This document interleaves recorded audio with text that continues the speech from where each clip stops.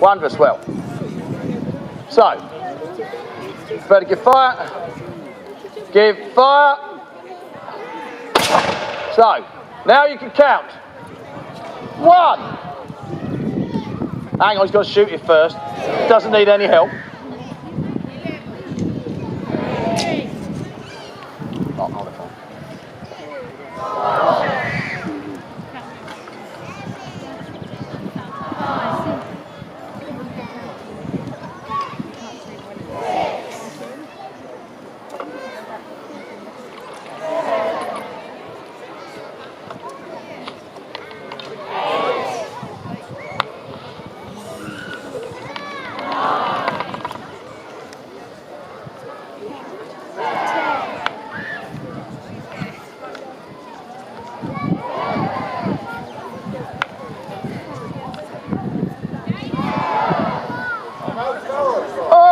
Wondrous well.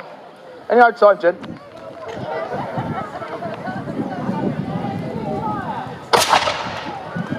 You may applaud, ladies and gentlemen.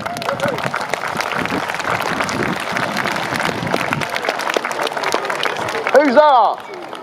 So, at least 12 arrows to every shot from a musket.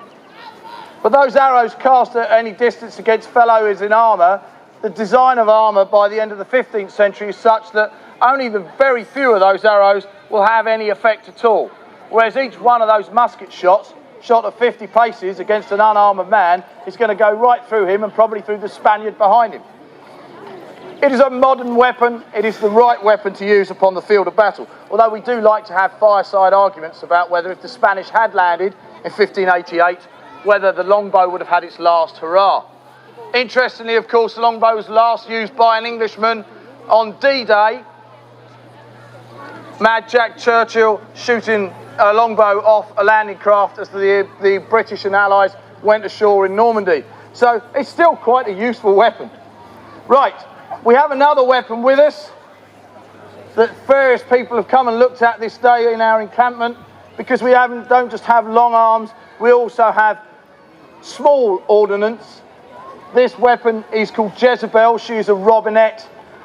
She's mounted as if to fire off the wall of a castle. Oftentimes they would be used to clear the decks of warships as well.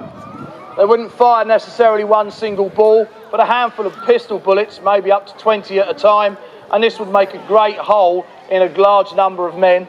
It's mounted on a swivel mount, so when it is fired, it could be swiveled, and this would cause the balls to come out in a great arc and lay down a number of men all at one time.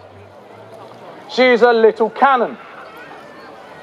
It's fired pretty much exactly the same way we shoot our long arms. A charge of powder down the barrel of the gun, bullets and then wadding, and then we put powder into the touch hole at the top, and we're ready to go. Are you ready, John?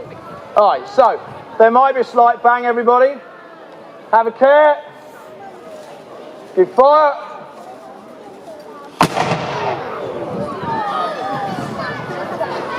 Wondrous. We got 3 charges for that, haven't we? Should we do that again? Yeah. All right, we'll do this one again. Now, gives me a good chance to talk about our guns we have here today. These are all made for us, one way or another. They are made quite specifically to guns of the time. Well, the only concession we have to safety is that our steel, we know, is better than the steel they had in the Elizabethan period. This robinet is actually turned steel rather than a cast gun, because when you cast a gun you do not know how many shots you'll get with it, whether there's anything dangerous with it, whereas this gun is far safer. It also has a cascabel at the back. The cascabel at the back we can, if we need to, completely unscrew, so we just have a hollow steel tube we can swab right through. But this has been cleaned properly this afternoon by using